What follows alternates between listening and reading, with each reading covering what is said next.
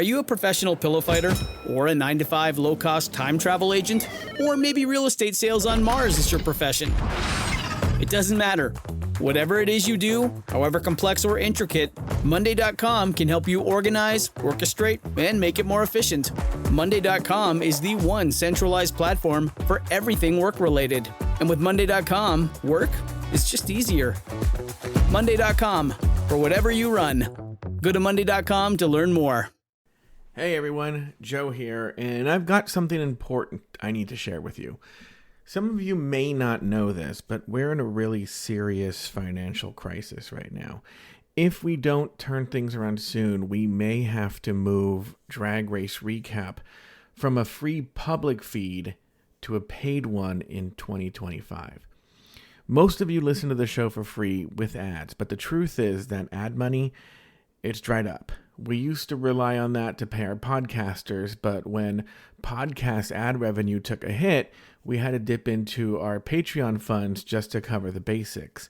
That's the same Patreon money that's supposed to help us grow the network and support new content. On top of that, a couple of years ago, Spotify had me on standby for a year to work on a podcast that never materialized. I had to hire more staff for it, which ran up debt without any return. So here we are in 2024. Our podcasters are working without pay, and all the revenue we're making is going straight to paying off debt. I'm in the same boat, working basically for free, and this just can't continue. But here's the thing. I know our shows mean a lot to many of you. We've heard from listeners who tell us that our shows have helped them through some of the toughest times in their lives, through depression, unemployment, or even the loss of a loved one. We've heard from young people who feel like they're the only gay person in their town, and our shows remind them that they're not alone. Especially with Drag Race Recap, we get messages all the time from people saying that we're the only ones they have to talk to about the show, and it scratches that itch for connection. And honestly, that's what it's always been about, making people feel less alone and giving them a space to laugh, learn, and connect. So here's what I'm asking. We need your help to keep things going. I'm not asking for a handout.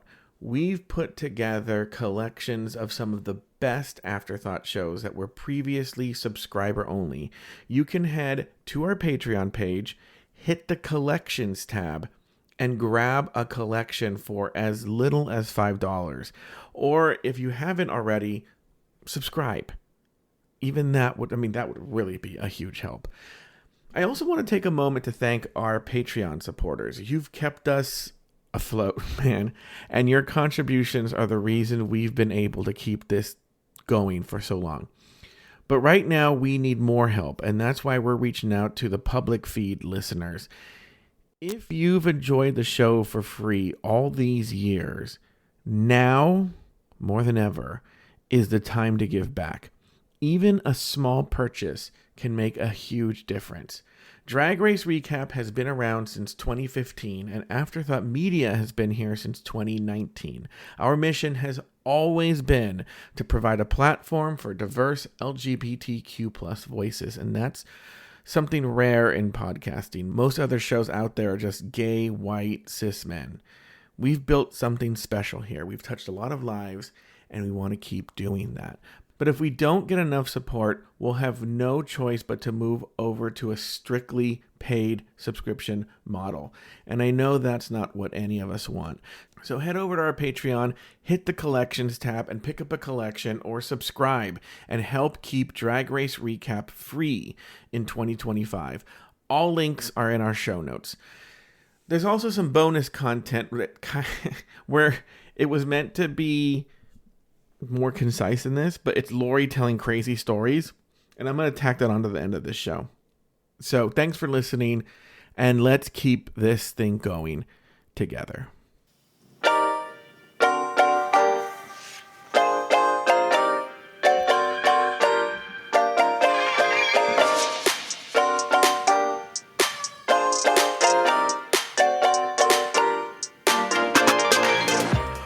Welcome to the RuPaul's Drag Race Recap Show for Global All-Stars Season 1, Episode 11, titled Global Lip Sync Lalaparuza. My name is Joe Batanz, and I am joined, as always, I think I've used this word before, but I'll use it again, inimitable co-host. From Alaska Thoughts, please say, I didn't pull a clip 0, to Robert Mata. Oh. They didn't really talk that much. What are they going to do? There was one, I wish I remembered off top, but it was, I heard it and I think Miranda said, and I was like, oh, Joe's probably going to use that for me. Oh, well, I probably just stopped paying attention. Cut to, I just put it in and make you look stupid. I'm like, that's fine. I did do that, Robert. What are you talking about? That's an edit I can appreciate. Anyway, hi, everyone. Robert and I did an extra long episode of Just Between Us Girls that you can get over at patreon.com/afterthoughtmedia and join the executive tier level and above. And as you know, if you're going to join Patreon, now's the time to do it. Patreon.com/afterthoughtmedia. Or you can scroll right up there on the Apple Podcasts. I like when I talk in time to the song. And, also, too, as I mentioned, you can go to patreon.com/afterthoughtmedia, hit that collections tab, and buy. I'm going to tell you, Robert, right now, too. I think the $5 Hallmark Homo tab is a great deal, if I'm being honest. Because Hallmark Homos Season 1 is so fucking funny all the way through, and it's only $5 for all those episodes. That's one I highly recommend. Hallmark season is upon us. My mom's gonna bust out her Hallmark movie blanket. It literally says Hallmark movie blanket on it. No, she really has one? Yes, that queen watches the shit out of Hallmark. Yeah, so does my mom. I'll be honest with you. When I watch Hallmark Homos, I'm always when I prep for Hallmark Homos, I'm always surprised by how watchable they are. Not that they're good, but they're watchable. Very easy watching. Yeah. Oh, because you know what? You can play on your phone. You can leave the room, come back. You know, you can do all kinds of shit. It doesn't require your full attention. No, there's always going to be a conventionally attractive man discovering the true meaning of Christmas. What are your thoughts on Saturday Night Live? The movie? Well, and I just saw the movie, but just the television show. I was considering going to the movie yesterday. I think it's ham-fisted and corny and far past its heyday, but I support Bowen Yang and all that he does. Even though your boyfriend was sad that he didn't get an SNL? That's on him, honestly. Step it up, Queen. Oh, wow. Anyway, this week... I will say I miss, what's his name? Bill Hader as Stefan. Oh. True queer representation, I think. Was Stefan your type? Would you have hit on Stefan? Not in that 2004 long sleeve t-shirt combo, no. This week, the eliminated contestants return for a chance to win 50,000 doulas. She doesn't do that anymore, huh? The money or Stefan? No, saying doulas. Oh, doulas? Doulas. In a lip sync, Lalaparuza. After 6 rounds of lip syncs, the final 2 queens were Soa Demuse and Galavado. After a lip sync battle for the prize, Soa Demuse was named the winner of the Lalaparuza SmackDown. Robert, did the right queen win the whole thing? Yeah, I do think so. I think Soa Demuse radiated joy and exuberance the whole episode, and that's more emotion than Galavaro gave us in all of her lip syncs, right? I agree with you. I wrote down on her, especially her last 2 lip syncs. I was like, yeah, this is Soa's, and I will say both. I will say they were close, but Soa had the edge in both. Well, Soa also won all 3 of her lip syncs, and I'm sure we'll discuss it, but I'm not sure Galavado did. Well, she definitely didn't win the last one, but the ones leading up. I have to look at my notes when I see it, but we'll see there. All right. We're going to take a break. We're going to take a break, and when we come back, we are actually going to talk about the episode. We'll be back after this.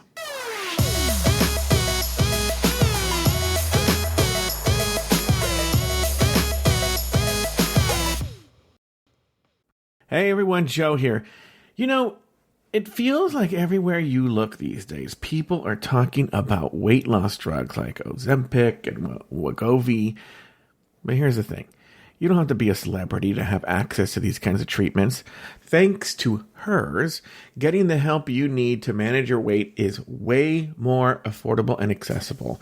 Weight loss isn't one size fits all. Trust me, I wish. If you're like me and have struggled to shed those extra pounds, you know how frustrating it can be to find something that works. That's where hers comes in. They're shaking up women's healthcare by offering personalized weight loss programs that fit your specific needs, whether it's GLP-1 injections or oral medication kits.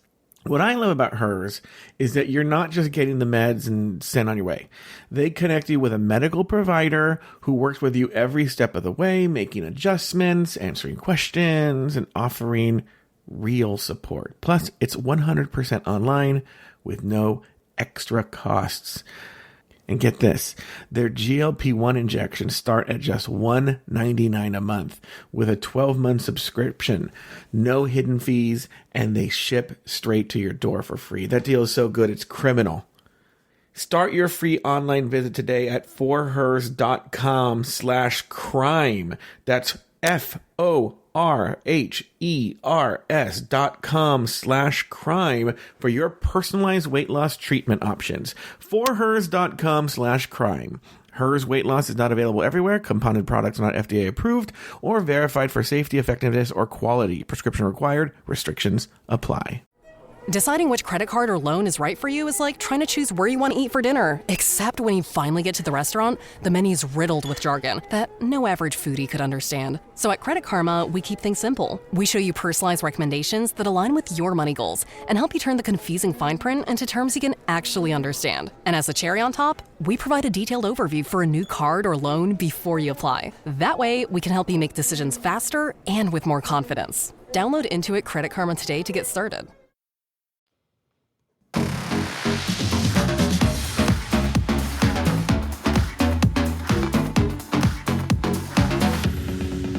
And we are back. After Tessa's elimination, the Final Four congratulate themselves on their success. The next day, the girls congratulate themselves on their success before RuPaul enters the workroom to announce the lip sync Lalaparuza. Later in the workroom, the girls get ready for the big show and discuss what they'll do with the money if they win. Not a lot to me. I don't have a lot of notes to discuss here on these two segments. But what about you, Robert? So the top four queens have their standard, we're the top four OMG emotional moment, which is fun, I guess. At least the show wants us to think so. This segment, I can't remember a time that the top four got together and then everyone just starts crying. You know, the Waterworks is not my chosen television entertainment style, but everyone was crying. Nalenia's doing what she always does. I thought I was going to be first out. Oh, I suck so much. Why does everyone not think highly of me? I'm like, I wonder why. Eva. Alyssa Edwards has her really completion of her storyline, it almost felt like, where she's saying, RuPaul told me I'm in the finale. That was the validation I wanted all these years. Now I'm good. It's like, oh, so don't we want to win, Queen? Queen calls herself a gorilla because she's obsessed with doing that. And then talks about how she felt she was a failure because she was in the bottom two, but now she has twice the fire to win. Okay, we get it. And Kitty, I don't remember anything she says, maybe because I tuned her out. But I laughed mostly because everyone's like, Alyssa, we love Tessa, and Tessa's gone now. Are you going to accept her in the House of Edwards? And all Alyssa's like is, I like that lady. So I had a question here. I was going to ask you, do you think Tessa should be a member of the House of Edwards? Well, I don't think the House of Edwards exists anymore. That's true, because Gia's not. It was Gia. It was. She was properly inducted Laganja? into the House of Edwards back in the day. It was Laganja, but they had a falling out. Laganja and Alyssa, and Laganja and Gia. I think both relationships, as far as my parasocial nosy ass self can see from the internet, seem to be repaired. But what do I know? And then there was that one who made the wigs, right? Wasn't she in it too? Vivian Panay Super the Jade. She was an assistant. Oh, okay. Yeah. So House of Edwards doesn't even really exist, you're saying. And, you know, may she remain in obscurity, but Shangela was, you know, that's the crown daughter of the time. And Plastique Tiara technically was in the House of Edwards also. Oh, was she? Yeah, she just didn't have the charisma that we expected from the House of Edwards. So I think that's why she never really resonated as a member. But there was that whole weird ass episode in season 11 that was centered around Plastique Tiara, including having Alyssa Edwards come and give her a mother hug and support.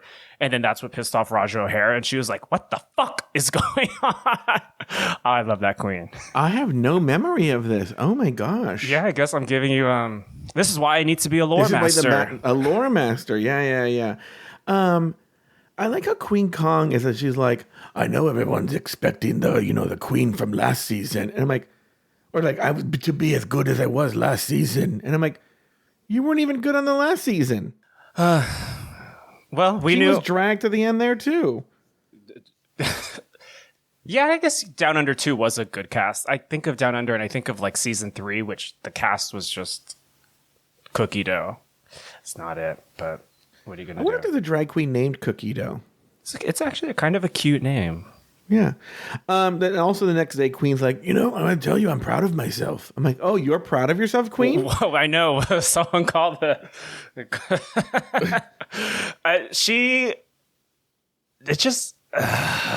we're almost done. Hey, we are almost done. We're almost done, and I'll probably never have to see her again.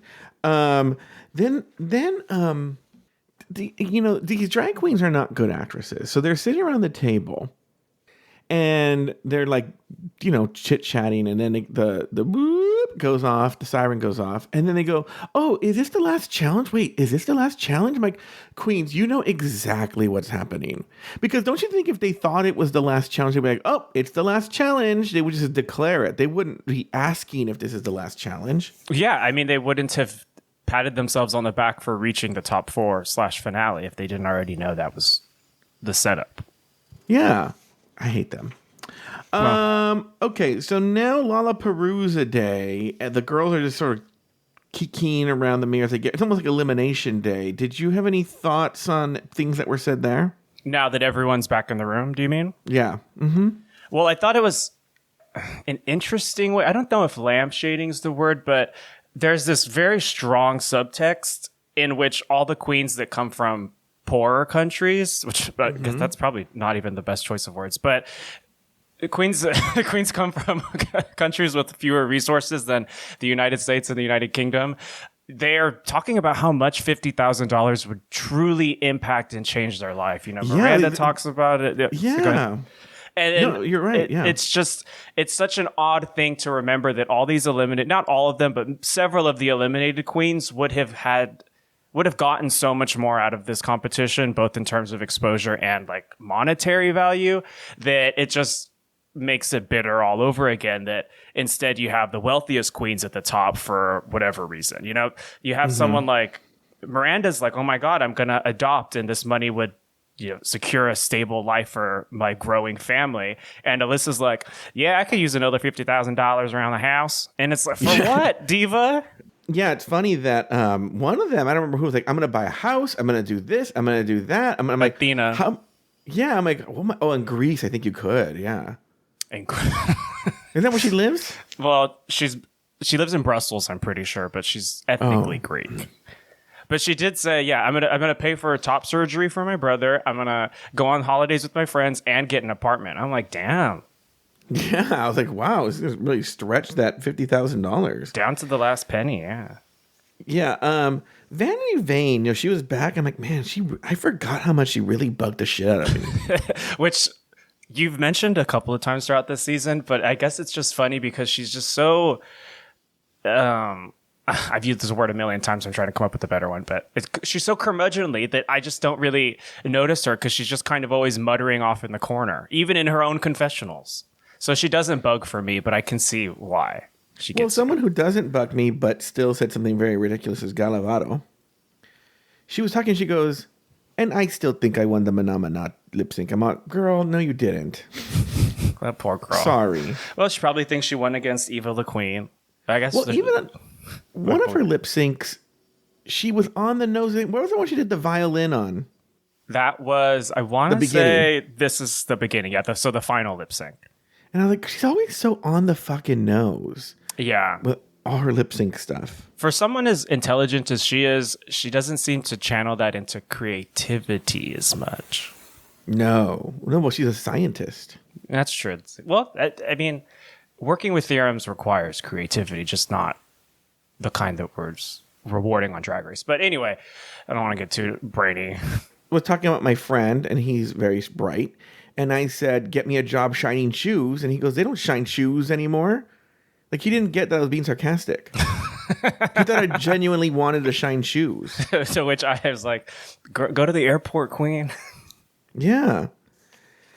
Robert did say that. All right, well, let's go to these lip syncs. So it's the usual thing here where RuPaul, they come in, there's a wheel, and all the eliminated queens are there. What everyone online is talking about this Manuel. Did you like Manuel? Well, since this is the Manuel segment, I have a couple things to say about Manuel. Firstly, sure, go ahead. He is good looking. I think he should shave his mustache, but that's just a personal opinion and personal preference, whatever. He has invisible lat syndrome, which I imagine you see at the gym since you're there all the time now. What is that? It's when men want to appear larger, so they sort of flex out their backs so that then their arms kind of hang at a wider angle. And when you have overdeveloped lats, that you can't help but have that be the case. But men who like to walk around looking tough and buff, they have to mimic that. And you can tell when someone doesn't have the lats. Oh, interesting. So you're saying he's faking it? I don't know if it's a conscious decision, but it's just it's a posture thing.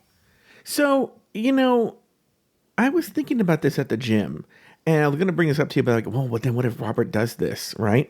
So, but I've noticed that a lot of the guys, like, it seems like a lot of men are all about chest, arms. Chest and arms. It's the classical way, yeah. And the ones who I'm talking about the most are the ones who have, like, I think something I'm going to bring up. The super skinny legs, but huge arms and chests, right? The triangles. And I see, yes, triangles. And I saw them doing this, saw someone do it today. I noticed something, it's something I noticed. That, like, when they're on their rest period or whatever, I don't know what you call it, when they're taking their rest between sets or whatever. Like, when I do it, I just sit there, look at my watch, and just sit there. I might maybe glance at my phone. I've noticed that, like, when I'm sitting there, a minute goes by forever. When I look at my phone, I just might turn it on, and all of a sudden the minute's up. So, I don't know. Yeah. But these guys... They do it. They get up from the machine. Oh, not the walkers. And they walk around and like look around and almost like a peacock. And I'm like, yeah. What is that, Robert? What are they doing? So firstly, these people annoy the fuck out of me, which is very easy to do when you're in the gym, when I'm in the gym, because I hate being at the gym and everyone's annoying as fuck there. But I being generous to them, I think they're trying to keep their heart rate up so their anaerobic workout can almost double as an aerobic workout, and they get some of that cutting in. I think, physically thinking, that's the only way that I can justify what they're doing without saying you're just peacocking and being annoying and making a machine look open and then suddenly rushing in and saying, well, I was using that, dude, couldn't you tell? And it's like, I'm not fucking watching you, sister. But like I said, why do you bring up gym stuff? It makes me angry, bro. But here's the thing is, I could see that, but if I were to do that, I would look down or something like that. These guys are like looking around to see if everybody sees. Well, and you're not even at a gym that's chock full of homosexuals. No. Imagine my gym. No, everyone I'm talking about is either like a buff Asian guy or an old man. I don't know what race has to do with it, but anyway. Because where I live, there's a lot of Koreans. Yeah, okay. Well, in my gym, it's all mostly shorter gays who have probably been going to the gym anywhere from 2 to 4 years. They're developed, but not like professionally developed. But it's evident. And you know what? If they were walking around like, and not getting in everyone's way, I don't think I would mind it as much. But it's walking around with the LA brain rot of I'm the main character. I'm the person who owns both sides of the aisleway. I'm going to stop randomly, get on my phone, even though this is a busy walk. Blah blah blah blah blah blah blah blah. I can't start on this. I will say I don't have that problem. Well, yeah. I don't have that problem. All right. So let's talk about the first lip sync. Vanity Vane is the first one on the wheel. and she chooses to go up against Eva La Queen. Eva La Queen chooses the song Just What They Want.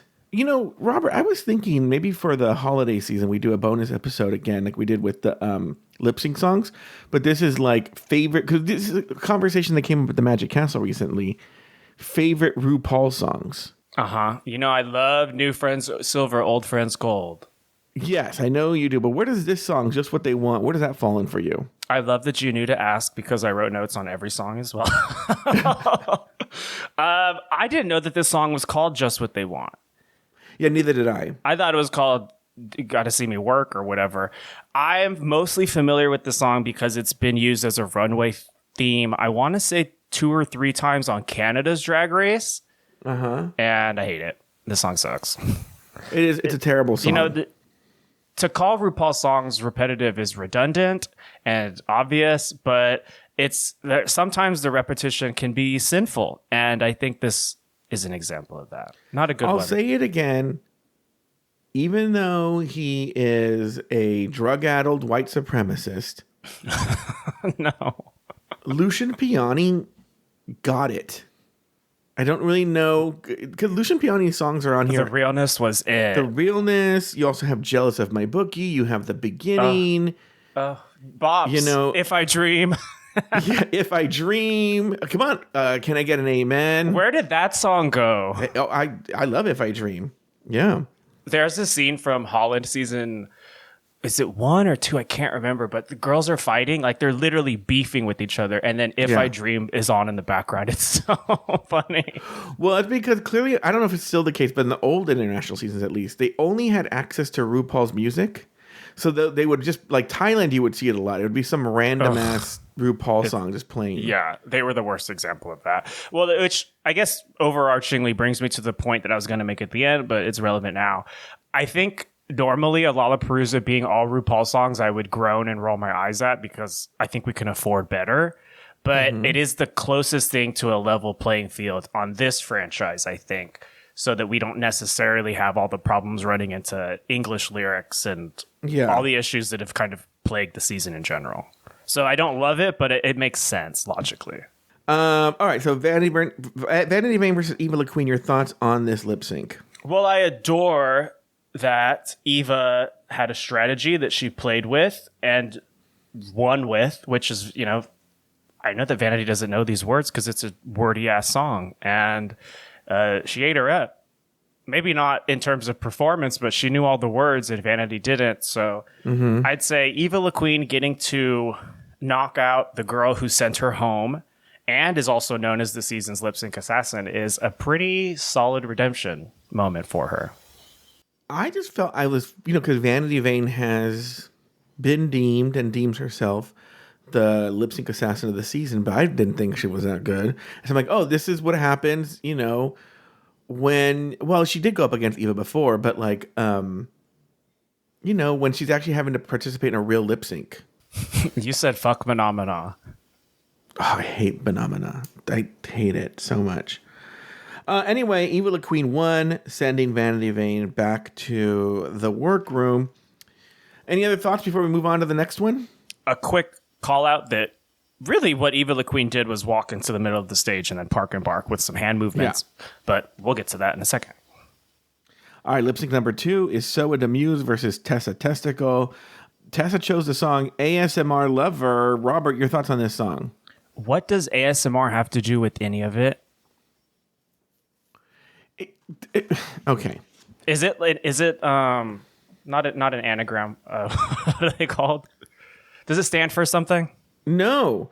Well, you know about ASMR. Well, right? yeah. No, I know that is, but and I feel she recorded this during the height when that was like a real thing that people were doing. Mm-hmm. And I think in the song she goes, ASMR, you my lover, or something like that. Okay. Like, or are lover, we a but thing? it's not. Is it spelled lover like LOVER, or is it LVR like I'm internet assuming speak? So. Oh, I don't know. You're way too complicated for me. I don't like this song either. Yeah, me I don't know neither. where you fall it. Yeah, no, and it just seems like trying to be relevant, at you know, and which crazily dates it. You know, of course. Your thoughts on the lip sync here? Poor little Tessa Testicle looked so scared when she chose the song. I don't know why. she was so frightened. Which I'm going to go on a tangent again because this is an episode where there's not too much to talk about. Right. I would like everyone to know mortified does not mean horrified. It does not mean terrified. It does not mean petrified. Mortified means embarrassed. It has been driving me nuts for like the last 10 years. And someone texted it to me this morning, and that's why I'm on this little pulpit. Please stop using mortified when you mean to say someone is scared. That's it. All right. So the winner was Soa Demuse. Any other thoughts on lip sync number 2? Well, Tessa being scared, and back to Manuel. One of them did a little trick, and you hear otherwise silent Manuel do a little gay yelp, and I thought it was so cute. I was like, you better work at Queen. You better be on that panel making little gay yelps. Because, they love the pit crew to be performatively masculine, so a gay yelp is a fun little contrast to that. You know what? I remember it was when RuPaul told them to assume the position for the lip sync, and Tessa did a weird thing, and then you can hear the gay yelp. If you want to hear the gay yelp again now. Yeah, you little gay yelp. But the lip sync wasn't too much to talk about, but also the song wasn't. No. The songs get a little better as we go. Athena Likis versus Pythia, lip sync number 3. The song is Jealous of My Boogie. Well, neither of them really boogied, and there wasn't much to be jealous of. But I do love this song. This was the season 2 runway remix for Jealous of My Boogie. I know that Tyra is persona non grata, but the spin that she did at the beginning of the song for the season 2 crown still lives in my head. It does pay a little bit of rent, though. But I love this song. It's a good shower song from being a young baby gay. And hey. So the lip sync was cute, even though neither, like I said, really got down. And I love how just before this lip sync, Tessa said that she respects Zoe for picking like a powerful lip syncer and not Pythia, which I was like, okay, well, that's kind of nasty, but rooted in truth. And then Pythia does this lip sync, proves her right. But then at the end, she does that back spring. What would you call that? Do you remember the move that I'm talking about? I know the move. I don't know the names of it. Me neither. Mary Lou Retton. Yeah, she goes on her back and does a little swirly, I guess. And because Pythia has the reputation of not being able to dance, the girls were gagged at that, which I love that. So it's funny that you say that, because I thought about you when Tessa said that nasty comment, because like, to me, that is fun drag queen shade. Yeah. Like, because like sometimes you will defend Queen Kong because you like to defend her, and you'll be like, oh, she's great, and anytime you say anything negative about her, it's because she's just being a drag queen, and I'm like, Well, I try to balance the scales a little bit. Pythia is a terrible lip syncer. She was like on Jealous of My Boogie, she was doing like weird little nerdy, cringy boogie moves or something. Let us dance, girl. Let us dance. So yes, Athena won that lip sync. I almost won that leakies. But I actually was surprised in this episode what a good lip syncer she was. I don't think I was aware of what a good lip syncer Athena was. Me neither, and I didn't finish it, but I watched probably 3 or 4 episodes of Belgium season 1. Oh, really? Yeah, but Athena was mostly at the top, so I guess why would I know that? Lip sync number 4 was Miranda Lebrau versus Galavado. The song was Cha Cha Bitch, which is a terrible song. It's one of the worst, which from RuPaul's discography is really saying something. Well, what's even worse than that is not really a RuPaul song. It's more like a featuring RuPaul. So she like bought that song essentially and was like, yeah, this is a good song. And yeah. So what did you think of this lip sync? So the lip sync itself, I loved how we started it with Galavado just showing booty hole, but it was blurred out. And yeah. I only say booty hole because they wouldn't have blurred it if all it was cheek. The hole was shown, which I don't think's been done since the naked runway in season 7 when Katya showed her a little booty hole. Yeah, I don't think that I want to see Galavado's booty hole. Does booty hole do it for you? Wait, now you don't? Well, like, I don't think I'm really one for like someone like spreading and just showing hole. No. And as people get more like, loosey-goosey online, people love to send pictures of holes and holes with stuff around it. Obviously, it must work for them with some people because that's why they're doing it. But for me, I certainly do not consider myself a prude, but it does not get me going. No. Why do I want to see your hole with another man's cum around it? That's gross. Oh, is that what you're getting? Yeah, sorry to be so vulgar. Oh, when you said stuff, I thought you meant like poop, and I was like, why would they send that no. to you? No. But what did you think when Galavato was like, "This is for Latin America"? Yeah, I'm choosing I was cha-cha, like, bitch. and just cha-cha, bitch. I was like, no, Galavato, no. I can't no, even this be is- mad because she was, it has Spanish lyrics, Yeah. and Galavato, even with the Spanish lyrics, she still didn't know them, which is and then what's his name? AB Soda. AB Soto's a Mexican, at least. Yeah, it's interesting because I think in the past when they've done dancing challenges to Cha Cha Bitch, they haven't included this particular cut of the song. So a lot of the lyrics used in this lip sync I had never heard before.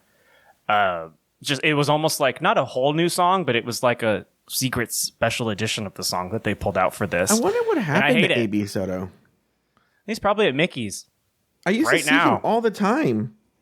Do you still see him around all the time? Oh no, I can't see that far down, girl. There's a little cloud. Lip sync number 5. Galavato versus Eva La Queen. The song was "Call Me Mother." Which is so Eva La Queen had a perfect replication of her round 1 strategy, which is she's once again paired up against someone who has already sent her home. I guess Eva didn't pick, Eva did pick "Call Me Mother." She was able to pick the song, which is a song that RuPaul has said herself that she doesn't know the words of.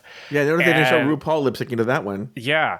And so she used the same strategy. In my opinion, it worked because Galavato didn't know the words. And yes, she performed a million times better than sitting in the middle of the stage and waving her arms around and flapping her wrists like a little monster in 2010. But what are you going to do? But I wonder if Galavato got a little bit of a pass because those would be very hard words too. I listen to that song every time. I have a RuPaul playlist. I don't think we've talked about this before. That's what I listen to at the gym. So I hear this song every Monday, Wednesday, Friday. Okay.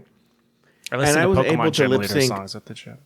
What'd you say? I listen to Pokemon Gym Leader battle music at the gym. Oh, I see. And I even messed up at certain points. I was lip syncing along because I listened to this 3 days a week, So maybe she gets that there's a little bit of a handicap there.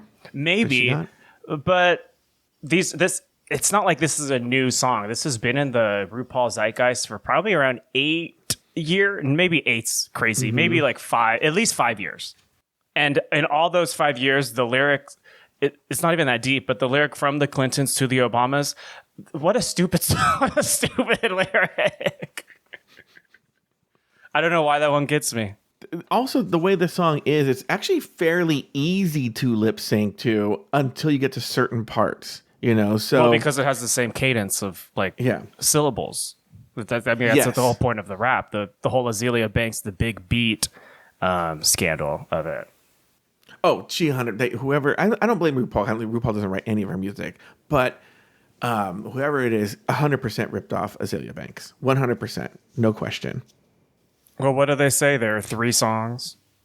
Who says that? I don't know. It's like a music theory thing. Like there are literally only like 3 songs, and every other song is just it derives from one of those core, at least in Western culture, like musical tones. Oh, It's been a while. Obviously, I'm a little rusty. Lip sync number 6 is Athena Likis versus Soa Demuse. The song is "You Wear It Well." Very curious to see where you fall on this one. I think that Athena did the lip song. sync. Oh, the song. Not a good lip sync song. Did you ever give your opinion on "Call Me Mother"? Oh, I thought that Eva No. The song. Oh, the song. As far as songs that we've forced to listen to, or we've been forced to listen to 500 times throughout this show, it doesn't offend me. It's no Cha Cha Bitch. It's no Bring Back My Girls. It's no, I don't remember the name of that song that they used on Thailand 500 times, but it's okay. It's okay. I always think of Ben de la Creme doing it in the All Stars 3 Divas Live challenge. And people hated that challenge because Thorgy got rigged off the show, which is true, but I love that challenge, personally. Okay, now you can talk about what you thought about the actual lip sync. Well, I thought that Eva La Queen won it, even though Gala was performing better. Yeah. I know that sounds weird. And the queens in the room thought that Eva La Queen won because of the same reason. Yes, I agree. But what about lip sync number 6? Athena Leakis versus Soa de Muse. Oh, I'm all over the place. That's all right. No, I jumped us all over the place. You're so kind, taking responsibility. I did, though. Women and children first. You Wear It Well is not a good lip sync song. It has absolutely no hills and valleys. It's just ever since she debuted it, I want to say around the end of season 8, it's just been such a nothing song. It's no to the moon, that's for sure. I don't even like To the Moon that much, but at least it has something to it. You Wear It Well has nothing to it. You can tell that it was like tailor-made in the RuPaul factory for a runway song, but it actually never had any soul in it, so that's why they never actually used it as a runway song. Pretty sure. I could be corrected. I don't know. I never know that stuff. There was some song I heard one time like, oh, this is a good song. Why don't they ever play it? And they're like, it was the runway song for this season. I'm like, I have no memory. So wait, what did you think of the actual quality of the lip sync, though? I thought it was good, if only because Soa de Muse was so damn happy during it. You couldn't tell me that wasn't her favorite song at the time. And Athena performed very well. Also, I think much better than, like you mentioned, really anyone expected her to. Because, I mean, her persona does not give off like lip sync like quality, like Assassins kind of a thing. You know, she's very low key and relaxed, and she's obsessed with saying shit. And anytime she pulls out a emotive lip sync, I'm surprised. I thought, and it's often the case with these Lalaparuzas, the penultimate lip sync is usually the one that determines the winner. And I thought that this lip sync was very strong, and I had trouble deciding who the winner was. And I did give the edge slightly to Soa de Muse, but they had a lot of fun. They both did a really good job, and Soa de Muse ended up being the winner. But I could have seen an argument either way. Yeah. And then we have the finale, the Lip Sync 7, Galavado versus Soa de Muse. The song is The Beginning. What are your thoughts on this, on The Beginning, as a song? So San Francisco and New York always have their Pride on the last weekend of June. Mm-hmm. And I always listen to The Beginning around there because The Beginning sounds like it says, this is the beginning of the rest of July. And I love this song because of that.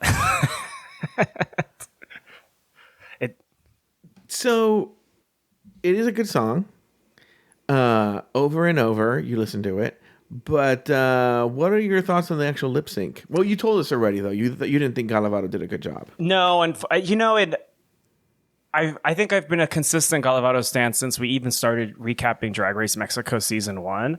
But I don't think her quality of work was the best today or yesterday or whenever this aired. It was not her day at the Lalaparuza, and I don't think. She probably, I don't know. She thinks she won Menomina, so who knows what she thinks about her own work. But Soa was able to once again convey the kind of blind optimism that 19-year-old Robert felt in WeHo when season 5 was airing back in the day. When this is the beginning of the rest of your life. And I'm like, hey, I love this little faggotry. This is it. I loved it. Cute. I wonder if Gala can do if she's a good lip syncer on a song where she can't be sexy. And this is not a sexy song. Yeah, I mean, we've talked about that before, that she clearly doesn't know how to be humorous in any way. and she defaults on sexy for everything. But even the sexiness has kind of gotten a little tired. Yeah. Oh no, 100%. Now we know the winner. So the Muse is the winner. Do you have any big, grand overall thoughts on the episode? The Klarna sponsorship got me. Where Miranda's just by herself buying things Just from Klarna? and they're even calling out her name. They're like, Miranda, come on. And she's just like, oh, I love these shoes. Yeah. What? I know that it's so weird for me to say this. I think the bit should have run longer. The advertisement should have been longer. It was kind of almost blink and you miss it. And I did like how strangely discordant it was when RuPaul says, you're the winner of $50,000, and then went on the whole marketing speak about Klarna again, which I don't think RuPaul's ever done that. Maybe she has, because she'd be like, you win a $6,000 gift certificate to overstock.com or something. But I guess that kind of cheesy type of in-your-face advertising, it works for me. I think it's funny. Like I said last week with Canva, I live. All right. Well, the only thought I had was I actually thought it was a very fun episode. I had a lot of fun watching it. And I think I had a lot of fun. And this is the problem. I had such a good time watching it, was that it highlighted the flaws of this season, which is because RuPaul doesn't give two shits about who wins this $50,000. She was actually fair, you know? Closer than she's been all season, yeah. Yes. Well, I know you don't agree with the Galavado versus Eva the Queen one, but it's not a passionate disagreement. Yeah, but you could see the logic, sort of. You know, it's not just like she's not just giving it to Kitty or something like that. Yeah. And well, so she could have. Yeah, I know, but she would have found a way though. But that's why I'm like, you know what? She was fair and it made it fun. So if they let go of the control so much and just judge the competition fairly, I think the show could be fun again. And it could have been fun this season, you know? I think what the problem was with the season was it was just so patently unfair. Yeah.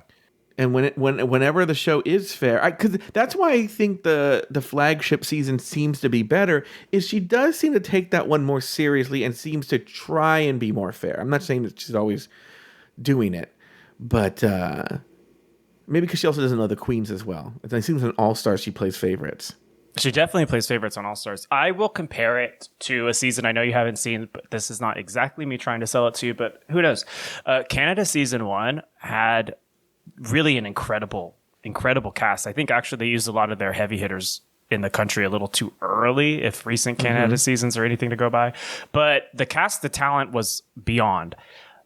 The problem with that season was the horrible judging. Like, genuinely, like some of the most confounding, mean-spirited, just all around uncomfortable judging that's ever happened. And I think since they shook that harsh judging formula up, you know, once they got their feedback and were able to iterate on the concept, the Canadian seasons have been a lot more just, I don't know, enjoyable, because it feels like they're not controlling the narrative as tightly and as awful as they did in season 1. So I'm hoping that's the same case with Global All Stars if they choose to pick it up again. But on the main question, who do you think's going to win? Look, I still think it's... So I saw something recently. I still think it's Alyssa. Let me just give a simple answer. I still think it's Alyssa. But I did see something recently that they pointed out that this is the first season that they knew of where they said hashtag, you know, millennia, hashtag Queen Kong, hashtag this. But the official show account didn't put those, you know, they'll usually put like a picture of millennia with the hashtag and whatnot. They didn't put those out for this season. Hashtag I killed Julie Garland. Yeah, they didn't put it out for this season. No, and I thought I had seen some posts, and then I realized it wasn't from Rao Presents. It was like from their version of like Pooh Crave. Yeah.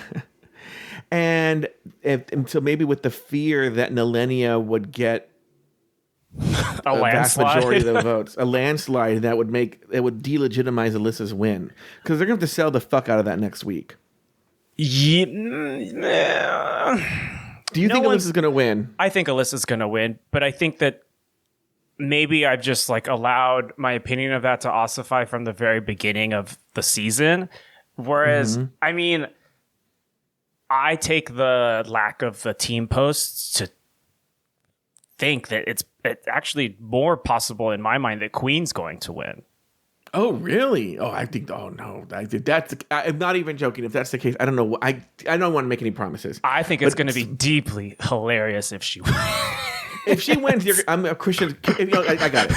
If she wins, I'm not hosting that episode. Christian, you are going to do that episode. No, I need to feel your rage. Honestly, if she wins, I might be calling you from my 10-year reunion being like, Josito, we need to get on the mic this very second because we need the unfiltered, raw. I am mentally preparing for Queen to win because I think it's going to be hilarious. But sometimes I just like to see the world burn a little bit. It's funny shit. I don't know if Nelenia has no winner momentum. At least in the Jinx monsoon of it all in season 5, Jinx was constantly in the confessionals being like, "Oh, I'm gonna win. I just wait until blah blah blah." Whereas Nelenia has none of that fire, really. She's just shocked that she's there. She's like, "Oh my god, I can't believe it." And Alyssa has the winner storyline, I guess, but I kind of feel like that was tied up with the bow this episode at the beginning. If Kitty wins, I'll be confused, and if Queen wins, I think it's yeah.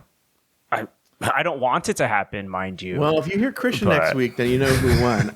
All right, well, that's going to do it for this week's episode of RuPaul's Drag Race Recap. Be sure to join us next week as we discuss, people will discuss, dissect, and deconstruct the grand finale of RuPaul's Drag Race All-Stars Season 1. So for Robert Mata and myself, sashay away until next week.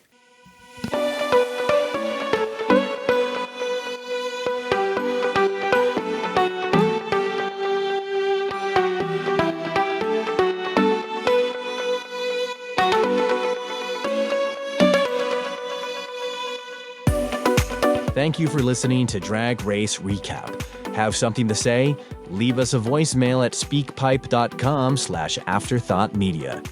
You can also email us at dragracerecap@afterthought.media. For more Drag Race and LGBTQ content, support us over at patreon.com/afterthoughtmedia. This podcast was produced by Sabrina Vadabancourt.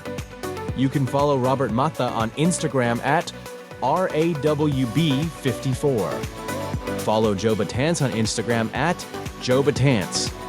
Special thanks to these expensive tier Patreon supporters: April Pacheco, Astute Girl, Brad Coley, Derek Byers, Doofus Maximus, E. Smith, Effie Wap, Emma, Phil Skit Pony, Flying Suki, Humble Pie, J. Thomas Plank, Kathy Zender, Lauren Eckert, Lucy Carrasco, Luke Stamen, Mary S., Mike Yeager, Nikki Baker, Mickey Pettit, Poppy Woods, We've Gotta Go Edita, Robert NYC, Sarah Yu, Runner Brandon, Tom Bombs, Traby Cosmos, and Troy Anderson. Drag Race Recap is an Afterthought Media podcast.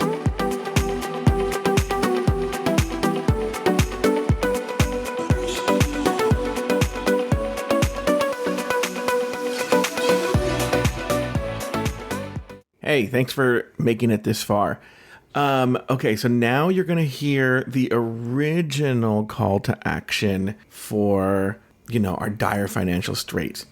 It's very funny, but you're going to have to get through about under 10 minutes, more than 5 minutes of me rambling, but still being funny and talking to Lori about it. So I'm in conversation with Lori here about the drama, but you get to hear a backstory of the drama, and you get to hear a little bit more information than what I told you at the beginning of this.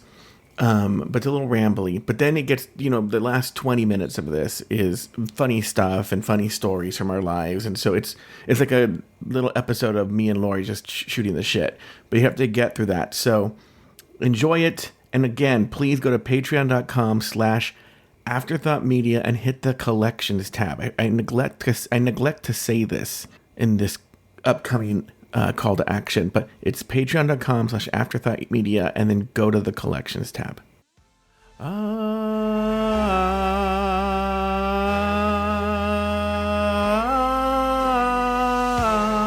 Bonus show, not the team.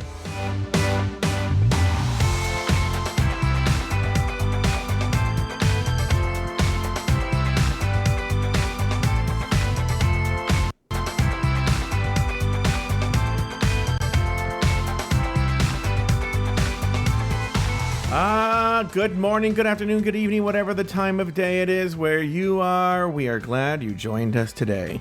Special bonus episode with, I guess, some bonus content. I remember there was something I wanted Lori to talk about on here as sort of a thing, but there's actually something very important we have to talk about on this show. We're going to talk about it. But before we do, I'm going to bring up my partner in crime. And when I say partner in crime, literal crime. Lori and I are often arranging bank heists and low-level con jobs. We just killed a guy. Oh, yeah, but don't... I didn't think we were talking about that, but yeah, we did. Shoot. Yeah. Damn it. Sorry. We did. Mm-hmm. And so, we're going to talk all about... Well, there's a reason we killed the guy, and we're going to talk about that on the show. But, let's get into it right now.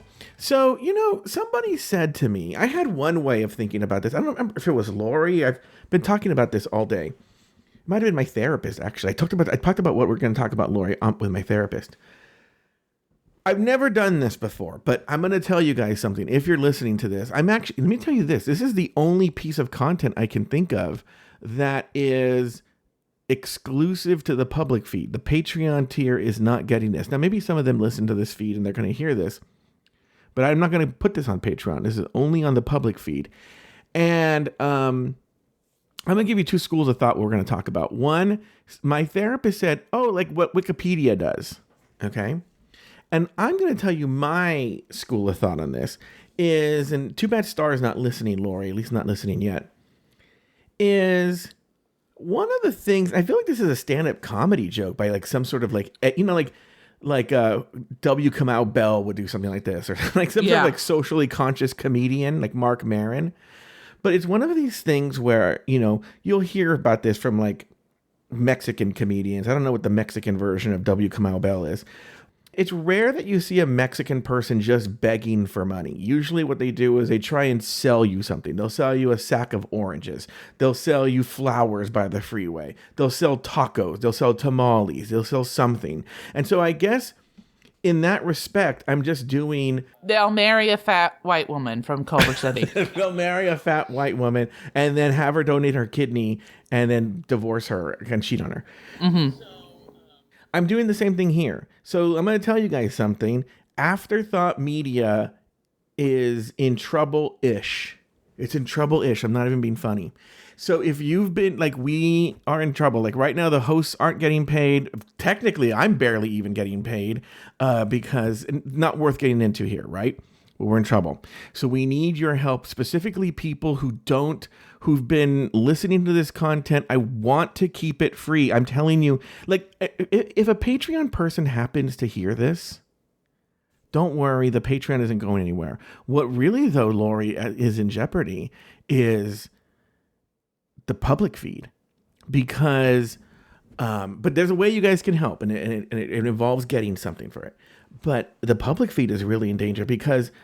So it is like Wikipedia in that we're like, hey, for a one-time donation, you could really help us. Yeah, because... if people have noticed the ads, I'm not doing a lot of live ads, which is funny because next week a new Hers ad is dropping. But if you guys remember, there used to be 2-3 live ads in the mid rolls, what it's called, in the middle of the show. And now that dried up. The podcast, and if you guys want to know, it's not us. We're not the only ones. If you want to know why Race Chaser isn't doing free shows anymore, they've limited, nobody's going behind a paywall because they want to. They're doing it because podcast ad revenue has dried up. And with that, our revenue has dried up. And so here's what I'm offering. This is what I'm saying. Hear me out, because I don't want to just ask for money. Hear me out. Hear us out. Hear us out. And I'm not going to do this I'm not going to be like Kamala Harris. and email you 100 We times. should do that. We should I know. just start messaging random people. Yeah, just bombing like, listen to me. Or what do they always say? Like, Joe, we need your help. We have you down as a Trump supporter. Change our, change our vote. Joe, Kamala needs to talk to you. Yeah. Like, oh, yes, Kamala's dying to talk to me. Yeah, this is Elizabeth Smirkelberker who needs to know that you're not a Trump supporter. Isn't she the president of the Podcast Federation? No, that's her husband. Oh, okay. So anyway, here's what I'm offering. Like, I know you guys, if you can subscribe to Patreon, at the highest level you can, that would be amazing. Yes, thank you, please. If that's the way you're going to donate, yes. But if you don't want to donate on a monthly basis, here's what I've set up. There is content, like I don't want you to donate and get nothing. Go to Patreon, but hear me out first too. Don't use the iPhone app. So I am saying get the Patreon app for your phone, but don't use this for this. It's very confusing. Go to patreon.com/afterthoughtmedia on a desktop or even on your, I wonder if you can even do it on your phone. On like a browser on your phone. On a browser. Go on your phone because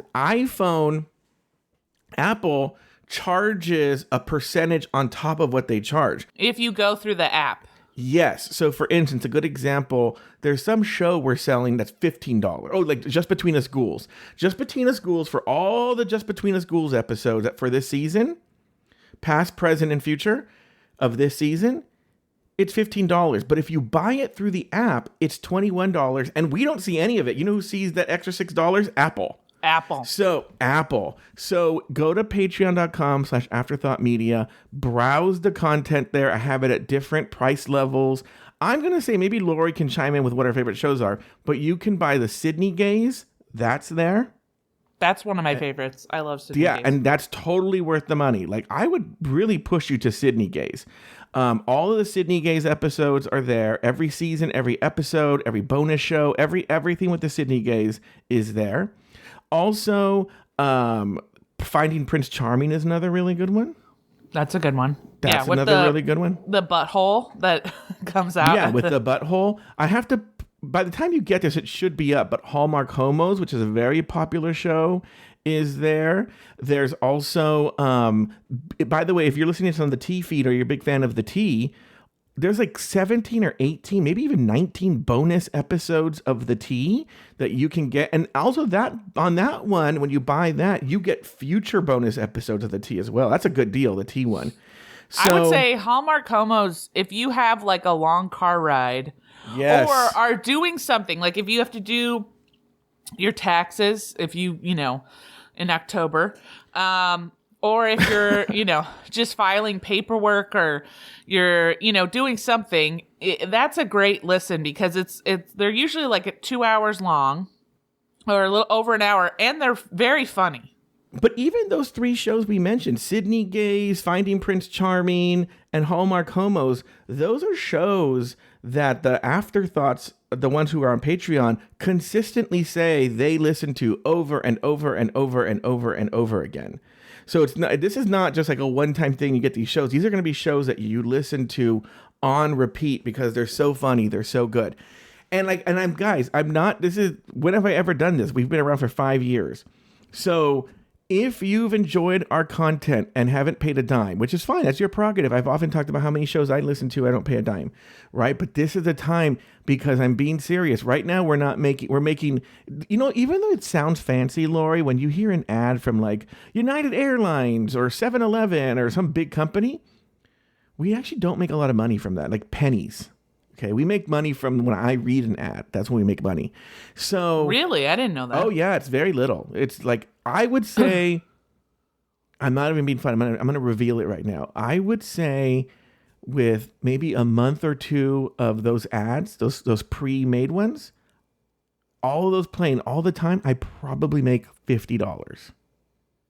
Wow. It's very tiny. It's very, very tiny. That's the crazy. Money, you would think it would be the exact opposite. Yeah, you would think so, right? No. So it's getting to the point where it might, this is what I'm saying, like the Patreon's not going to go anywhere, but I don't want to take it off the public feed. But what I'm telling you is it could get to a point where like we'll lose a bunch of listeners, but there might be enough who migrate over. Well, I love Drag Race Recap enough. I'll pay the $5 to listen to this show still. That can get us out. And I might have to think. And then I'm one of those people that when I see Wikipedia do this or the Jerry Lewis telethon, I always think those Jerry Lewis kids are always trying to cheat us. Right? Yes. Yeah, they're faking it. They're not really sick. I'm one of those skeptics, but I am telling you, Stevie Wonder's not blind. Okay, you know what? We're gonna do a bonus story right here. We'll tell this story right here to show you guys. I have to get a side hustle. In fact, tonight, guys, this is how bad it's gotten. Tonight, I have to record a video interview to work at Target. And this is the bonus story we're going to tell. I interviewed for a job at a high school. Guys, listen to this. And I didn't get it because I wasn't qualified. This is what's the crazy thing. They said, okay, guys, I interviewed for a high school to monitor the boys' bathrooms to make sure the boys don't vape. And I gave an interview. It went great. I gave great answers. Did you say, I'll make them vape twice as much? That'll teach them. Yeah, I'll tell them, like, why are you doing that flavor, Edgar? You know, there's much better flavors. In fact, I got some right here and opened my trench coat and I just have a whole section of vape flavors. And you had that trench coat at the interview too. So I've been waiting to tell Lori this story about this. So I applied for this job at this high school to monitor the bathrooms, make sure kids don't vape. And what's funny is that they wanted to schedule me for an interview, and the interview was going to be when Nathan Patrick Brown was here and we were supposed to be at Disneyland. And it was one of these things that it would either be going to Disneyland or going to this interview. So I talked to them and they were very, very nice, actually, and very, very accommodating. So I was able to Zoom the interview from a nearby location. And I'm going to tell you, Lori, the interview went very well. I will say what was really weird to me was they asked me questions that I almost thought they were trick questions, because it was like, well, why would, like, one of them was, okay, you're doing your rounds about vaping and you see two kids fighting. And they even tell you, you have a walkie-talkie, you can call security. What do you do? And I'm like, are there people who say, like, I'll get in and I'll fight with them? Like, I was like, I just call security. I'm not going to get in a fight with some kids. Yeah. You know, and I think that was the right answer. I mean, I'm not joking. I had to take a test to become an aide. And one of the questions was, if a student like is being disruptive towards you or is being like mean to you, what do you do? And one of the answers was throw a chair at the student. Well, also, didn't you say that they told you scored the highest they ever had someone score? Yes, and they were all common sense stuff where it was like, and like it would always be like one of the answers would be like, that's not right. Then one of the answers would be like, that's definitely not right. And then one would be like, yeah, that's the comments. It would be like, you know, if a kid says they don't want to do work, what should you do? Do the work for them and turn it in. No, that's not right. You know, talk to the student. Why do they not want to do the work, and try and work with them to get some work, finish at least some of it. Or 3, rip up the paper and say, well, now you don't get to do any work, bitch. You know, it's like, it was so crazy. I mean, that was just a made up thing. The questions I got, it must be a school thing. The questions I got were so crazy that I was like, I gave the most common sense answer, but I started second guessing myself. Like, is there a more correct answer? It seems like I'm not going to get in the dirt and wrestle with the kid, but maybe it's a thing where they have to ask it just in case I went in there and started wrestling with the kids and they're like, well, you never asked. You never said I couldn't. You know? Like, I mean, that's basically it. That's basically the security guard would go and punch a student and they'd be like, well, this wasn't brought up in the interview. I thought I could just punch students. Yeah, so everyone should know, like, I'm interviewing to work at Target. I've applied at C's Candies. My therapist was like, why don't you apply to work at Disneyland? I'm all, Disneyland isn't hiring. Yeah. Disneyland isn't hiring. I would apply to work at Disneyland. Is probably hiring, though, is Knott's Berry Farm. Oh, I don't want to get... I'd be safer at the school. Let me see. Do you think Knott's Berry Farm... You know what's funny? I used to work at Knott's Berry Farm when I was in high school. So did I. Knott's Berry Farm jobs. Oh, yeah. Here we go. Knott's Berry Farm jobs. Let's see. I'm looking at it right now. They're always hiring. I've worked there 3 times. Every single time I've worked there, every single time. It has one time it was the first day I started, but usually within like the first 2 weeks, like at least oh my God, 10 Lori, to 15 people are quit, just up and quit. They do have people, but I can't. If I get desperate, I'll work at. They need an entertainment pianist, a train engineer. I would love to be a train engineer. That would be nice. Yeah, but hold on. It just requires a high school diploma. Oh wow. my God! Imagine if I was the train engineer. I'm gonna apply to be the train engineer. Just see if you get it. Might as well. Oh, that's a good idea. Oh my God, Lori, I would be so happy being the train engineer. I wonder, do you have to fix the train? I feel like you should just get like a big wrench and just start whacking on it and being like, yeah, this will do. Let me see. Operating the equipment while observing the tracks for any obstruction during operations and ensuring guest safety. Yeah, you drive the train. I mean, I don't see a downside to this. So yeah, how is everybody not applying for this job? That would be the funniest, raddest job if I was the train engineer at Knott's Berry Farm. What are the hours? Maybe I'll apply to be. They didn't say, but it's $20 to $26 an hour. Ooh.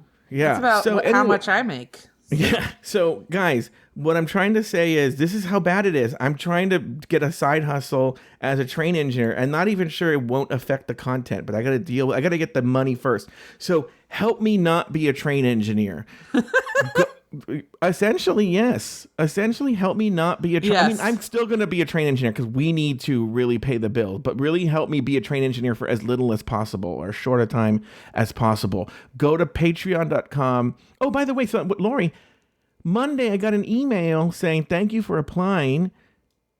We found someone with better qualifications. Oh, for the security guard position? Yeah. What are the better qualifications? I don't know. I will say I was thinking about it later, and my friend Mercedes brought this up. I go, you know what? You might be right. They asked if I ever smoked. Uh-huh. And I was like, well, I used to smoke. I didn't tell them I quit because I vaped, but they said, they asked if I vaped, and I was being honest. Because I was like, they're going to be like, well, how come there's this YouTube video of you at a vape competition or something? So. You were at a vape competition? No. Oh, I wasn't. But I don't know. So anyway, I don't understand being honest at a job interview. I got to be honest with you. If somebody asked me, do you overeat in a job interview? I would say no, I stick to a strict diet. I'll tell you what my biggest fear is. Yes. I'll tell you my biggest fear. In fact, I just saw this TikTok today. Of a guy who the cops knew, I think it was on camera, that he had killed his wife.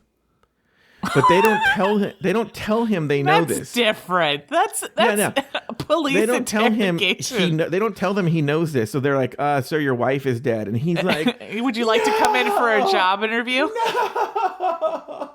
He's like, "No," and he's like pounding the floor. And he's like, "Why? And then they have to go like, "Oh, sir, is this you?" And then he's just like, and also, have you seen the one? I'm sure you've seen the one where the woman hired a hitman. Yes. I was just thinking about that one. Yeah.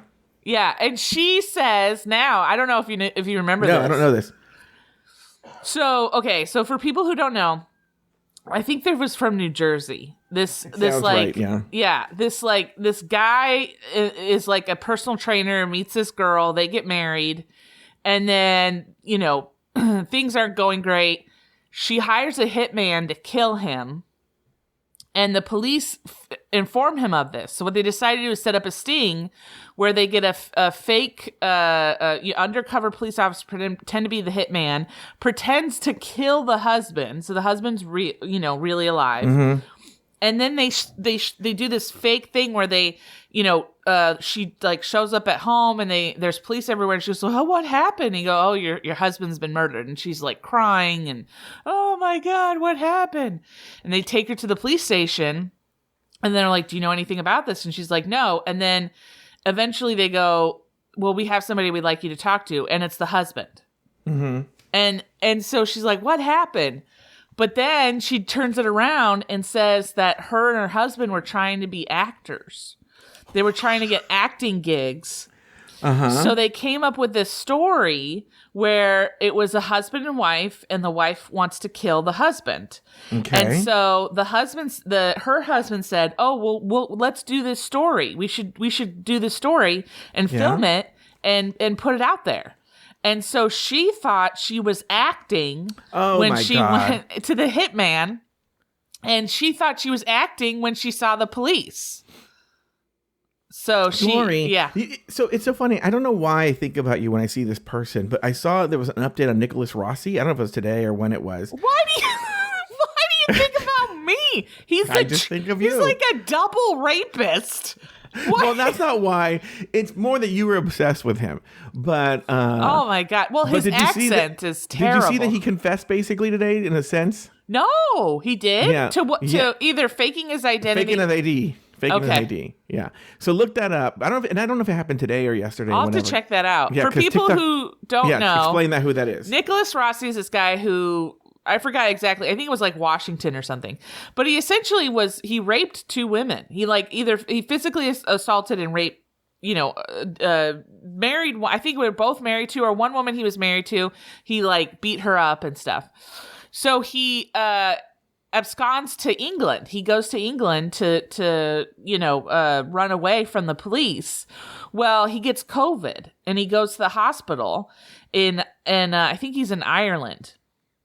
And he goes to the hospital, and the nurses see his tattoos, and they see this most wanted. He's on the most wanted list. Mm-hmm. They recognize him from his tattoos, so they call the police, and they say this is him. And by that time he's come up with this whole other character, other name, and he has a fake accent, but it's not Irish. But he says it's because he was born in England, but then moved to Ireland, but then moved back to England. So that's why his accent's very weird.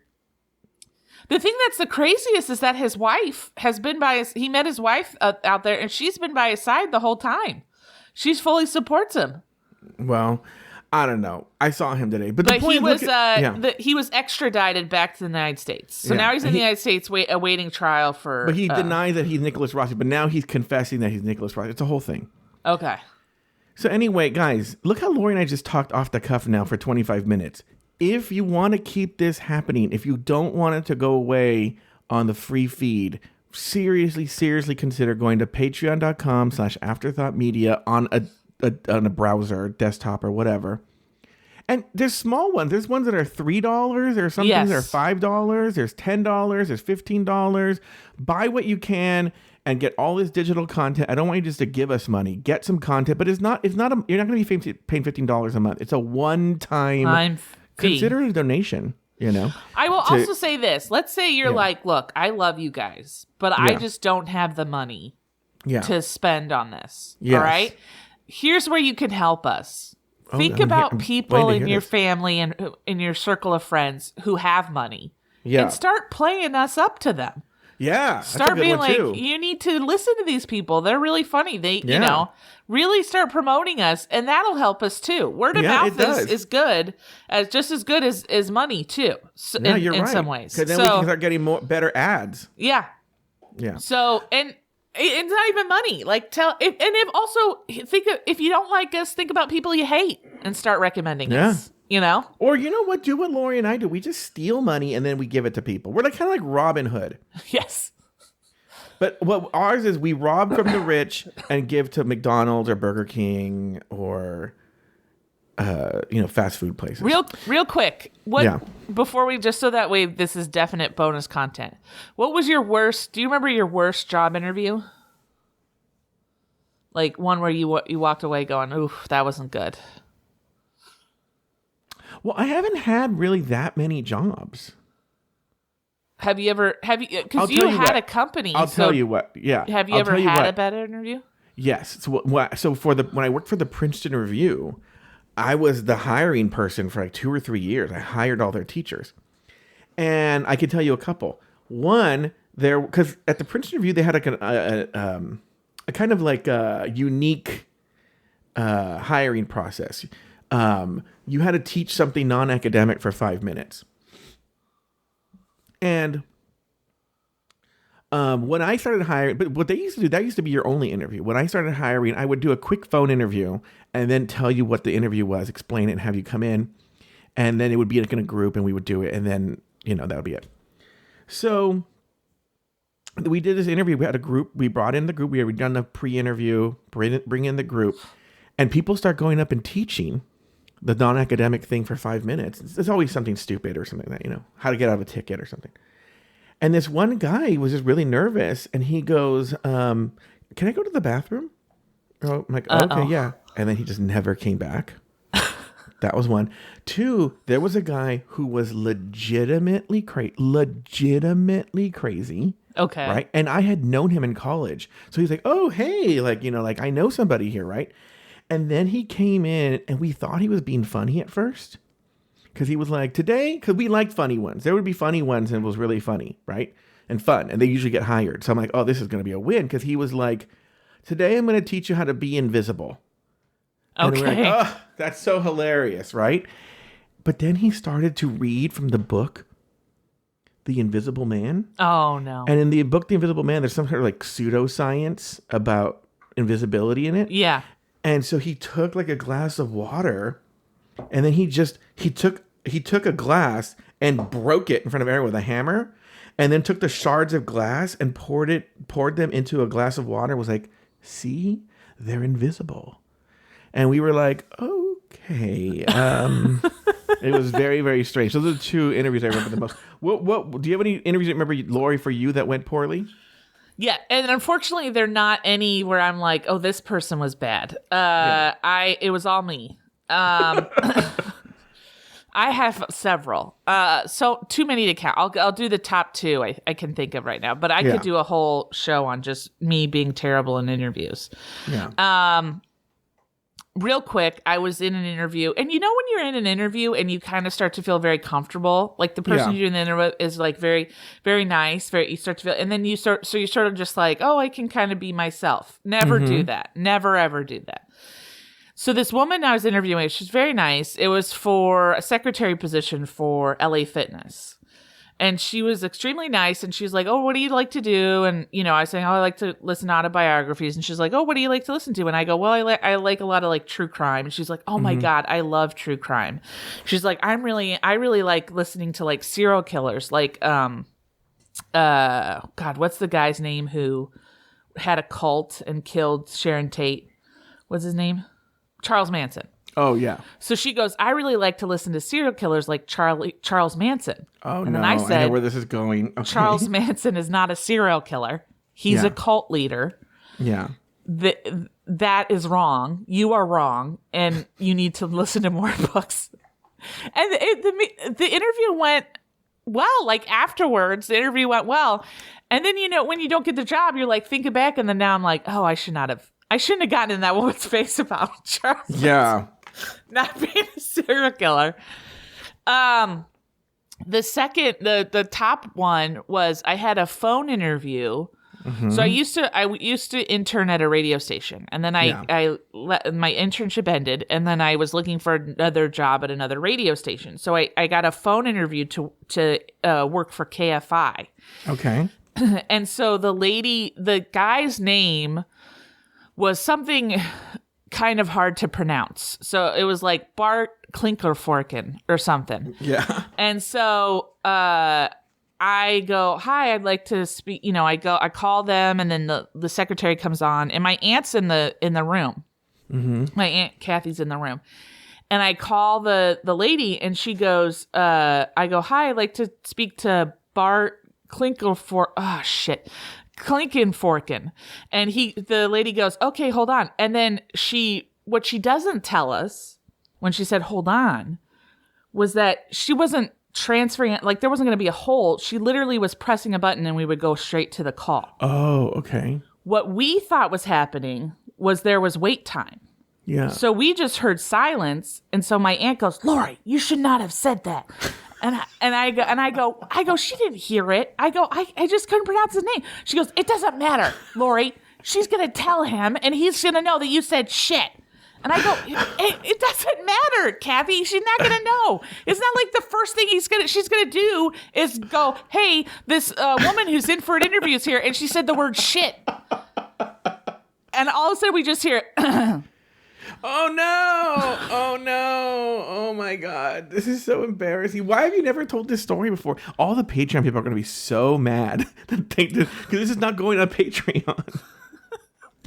So guys, you got real content there. So once again, please, if you like this kind of content, donate and get something in return over at patreon.com/afterthoughtmedia. Help keep Afterthought Media afloat. We're promoting gay content. Support gay content. And we'll see you guys next time right here. All right.